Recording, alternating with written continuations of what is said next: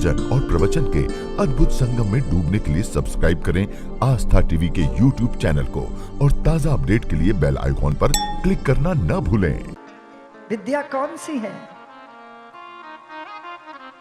प्रातः काल उठ के रघुनाथ, मात पिता गुरु नावई मां।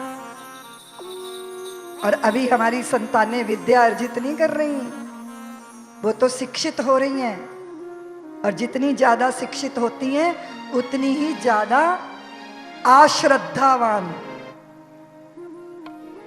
माँ पिता के प्रति आदर की भावना पढ़े लिखों के बीच में विदा हो जाती है। तो ये विद्या नहीं है, जीवन विद्या नहीं है। जीवन विद्या क्या बताती है? क्या बताती है?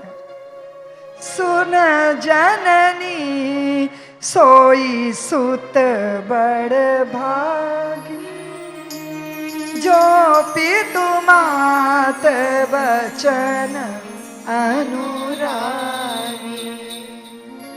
क्योंकि माँ पिता से ज्यादा हितैषी संसार में कोई नहीं होता। और जिसने माँ पिता को ही दुश्मन मान लिया, उसका कल्याण भला कैसे होगा? कैसे होगा? ये राम का देश है। वृद्धाश्रम खोल रहे हो तुम। मैं इंदौर में कथा कर रही थी देवियों, तो एक वृद्धाश्रम में गई। एक वृद्धा ने मेरा हाथ पकड़ लिया, बोले दीदी माँ, मेरे पति की लाश 2 दिन घर में पड़ी रही। मेरे पुत्र अपने बाप को कंधा देने नहीं आए। मैं लोगों से अनुरोध कर करके अपने पति की चिता की व्यवस्था की। मैंने 5 साल हो गए यहाँ पड़ी हूं। मेरी नजरें दरवाजे पर टंगी रहती हैं, अब भी आएंगे, अब भी आएंगे, अब भी आएंगे। मैं तो वात्सल्य का कार्य करती हूँ। वृद्धाओं की हालत देखी है मैंने। कोई बहू ऐसा भी कर सकती है कि कुर्सी पर दोनों हाथ बांध दे, 15 दिन तक उठने ना दे, सूखी रोटियां मुंह में ठूसी। मैं कलकत्ता गई, इतने इतने नील पड़े हुए 80 साल के बुजुर्ग के शरीर पर। मैंने कहा आपको क्या हुआ? आप गिर गए? क्या हुआ? बताया नहीं। मैंने हाथ पकड़ के कहा बताओ तो क्या हुआ? बोले दीदी माँ क्या बताऊं, मेरा बेटा रोज मारता है मुझे, पूरी पीठ लहू लुहान थी। सोचा था हमने ऐसा? ऐसी लालसा, ऐसी भूख। माँ पिता का इतना निरादर कभी सोचा नहीं था, कभी नहीं सोचा था। तू क्यों आती है मेरे सामने? मत आया कर। और वो पाठशाला के सामने थर्मस में गर्म चाय लेके खड़ी होती। तू क्यों आती है सबके सामने? तू क्यों कहती है तू मेरी माँ है? आंख एक थी बस, कानी थी माँ। सबके सामने मत कहा कर तू मेरी माँ है, मुझे शर्म आती है। बड़ा हुआ, माँ को छोड़ के भाग गया। शहर में नौकरी की, ब्याह कर लिया, बच्चे का बाप बन गया। माँ ने चिट्ठी लिखी कि बेटा अपनी बहू अपने पोते को देखने आ जाओ। जवाब लिखा, माँ तू मत आना, भूल के भी शहर मत आना, तेरी शक्ल देख के मेरे बीवी बच्चे डर जाएंगे। वर्षों बाद लौटा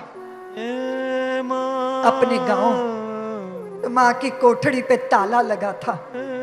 लोगों से पूछा मेरी माँ कहीं गई है?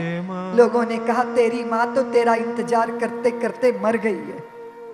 चिट्ठी लिखी है, माँ की चिट्ठी मिली तो माँ ने लिखा था कि पुत्र तुझे मेरी शक्ल से बड़ी नफरत थी, पर छोटे में तू खेलते खेलते सड़क पे चला गया, तेरा एक्सीडेंट हुआ, तेरी एक आंख खराब हो गई। डॉक्टर ने कहा कि तेरे लड़के को एक ही आंख से दुनिया देखनी पड़ेगी। मैंने कहा नहीं डॉक्टर, मेरा पुत्र 2 आंखों से दुनिया देखेगा।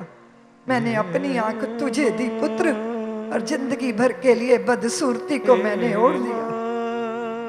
आज भी मुझे पछतावा नहीं है, मुझे संतोष है कि मेरे मरने के बाद भी मेरी आंख से मेरा पुत्र दुनिया देखेगा। मैं कभी तुझे शाप नहीं दे सकती पुत्र, मेरे हृदय से तेरे लिए सदैव आशीर्वाद निकलते हैं। मैं तुम्हें प्यार करती हूँ, मैं तुम्हें प्यार करती हूँ, पर तुम्हें मेरी शक्ल अच्छी नहीं लगती। मैं क्या कर सकती हूँ, मैं कुछ नहीं कर सकती। कोई चुका पाएगा माँ के प्यार की कीमत? 4 दिन माँ की सेवा कर लेते हो तो दुनिया को बताते घूमते हो। बहुत सारे लोग तो मुझे कहते हैं माँ बाप हमारे ही साथ रहते हैं। अरे मैंने कहा भाग्य, तू माँ बाप के साथ रहता है कि माँ बाप तेरे साथ रहते हैं? भाषा का संस्कार बदल गया, मेरे ही पास रहते हैं। अगर संस्कारी चित्त होता तो भारत की ये दशा ना होती। वृद्धों का इतना बड़ा अपमान। इसलिए रामचरित को रट्टा लगाते हो, रात रात भर अखंड पाठ करते हो, और जो पाठ कर रहा होता है ना वो फंस जाता है कि ये दूसरा कब आएगा और कब मैं छूटूंगा। तो ये ड्रामा करने की क्या जरूरत है? क्या जरूरत है तोतों की तरह रट्टा मारना? एक चौपाई ही बहुत है ना। भगवान कहते हैं अपनी जननी से,